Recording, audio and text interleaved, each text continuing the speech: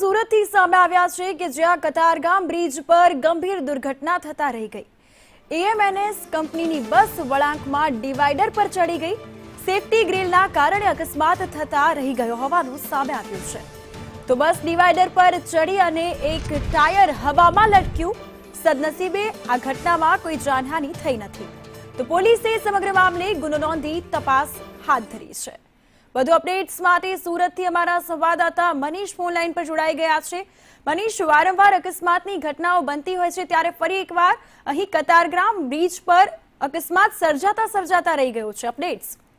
જી બિલકુલ, વાત કરીએ તો સુરત શહેરના કતારગામ વિસ્તારની અંદર આ દુર્ઘટના થતી રહી ગઈ છે। એએમએનએસ કંપનીની જે બસ છે, ખાનગી કંપનીની બસ, આ કતારગામ વિસ્તારથી જઈ રહી હતી ત્યારે જે કતારગામ બ્રિજ આવેલો છે તેની ઉપર જે કહેવાય કે કોઈ કારણસર જે ડ્રાઈવરે છે તે સ્ટેરિંગ પરથી કાબુ ગુમાવ્યો હતો અને બસ છે તે સીધી ડિવાઈડર પર ચડી ગઈ હતી। જોઈ શકાય છે કે કઈ રીતના જોખમી રીતે આ બસ છે તે ડિવાઈડર પર ચડી ગઈ હતી। મહત્વની વાત એ છે કે સેફટી ગ્રીલ લગાવેલી હોવાથી આ બસ છે તેનું ટાયર છે તે એક ટાયર ઉપર રહી ગયું હતું, નીચે ટાયર જે બીજું છે તે રહી ગયું હતું। જો સેફટી ગ્રીલ ના હોતે તો મોટી દુર્ઘટના થઈ શકતી હતી, કારણ કે નીચે અનેક લોકો પણ દેખાઈ રહ્યા છે, જે વાહન ચાલકો હોય કે રાહતદારી હોય, તમામ જે લોકો બ્રિજની નીચે ભરચક વિસ્તારની અંદર જતા હોય છે। એટલે સુરત શહેરના કતારગામ વિસ્તારમાં અવારનવાર જે આ બ્રિજની ઉપર દુર્ઘટના બનતી હોય છે ત્યારે ફરી એકવાર આ દુર્ઘટના બનતી રહી ગઈ છે। અગાઉ પણ એક યુવક છે તે સ્ટેરિંગ પરથી જે કહેવાય કે ટુ વ્હીલરનું કાબુ ગુમાવતા તે નીચે પટકાયો હતો। ઘટનાની અંદર 2 યુવકના મોત થયા હતા। ફરી એકવાર આ ઘટના છે તે